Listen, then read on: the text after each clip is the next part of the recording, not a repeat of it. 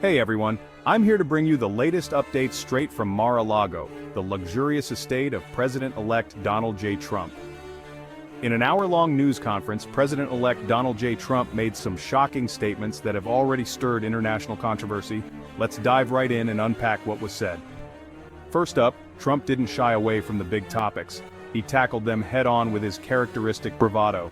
He suggested the possibility of using military force to take control of the Panama Canal and Greenland. This is not just a casual remark, it's a bold and audacious claim that has far-reaching implications. Yes, you heard that right. The idea of using military force to seize these territories is something that has left many people stunned. Trump emphasized that these territories are crucial for U.S. national security. He believes that controlling these areas would give the U.S. a significant strategic advantage. He's eyeing Greenland for its strategic location in the Arctic, which is becoming increasingly important due to melting ice caps and new shipping routes. Additionally, he has issues with Panama's current management of the canal fees, which he claims are unfairly high and detrimental to U.S. interests. His remarks have led to immediate and sharp criticism from global leaders. The international community is not taking these statements lightly. Danish Prime Minister Mette Frederiksen expressed confidence that the U.S. would respect Denmark's sovereignty over Greenland. She emphasized that Greenland is not for sale and that Denmark has no intention of ceding control. Meanwhile, Panama's President José Raúl Mulino firmly rejected Trump's assertions, denying any Chinese influence and asserting their autonomy. He stated that Panama is fully capable of managing the canal and that any attempt to take control would be met with strong resistance. But Trump didn't stop there. He continued to press his points with unwavering determination.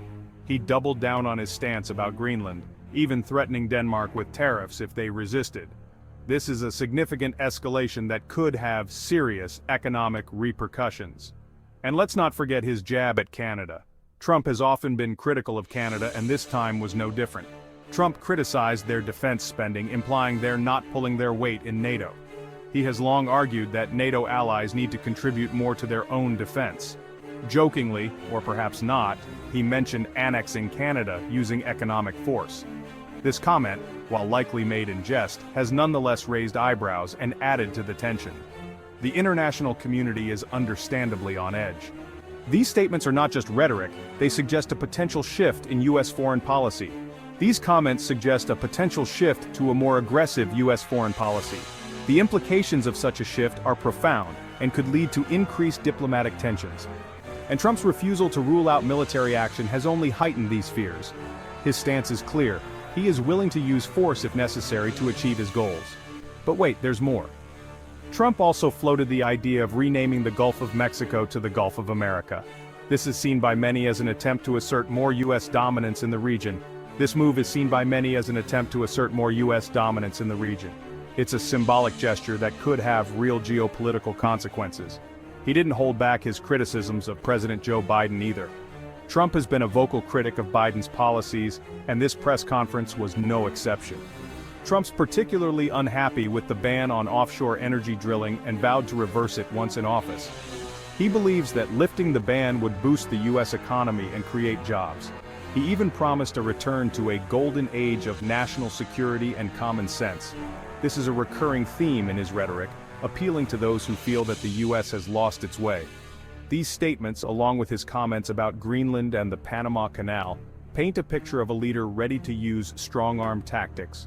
Trump is clearly positioning himself as a strong man who will take decisive action.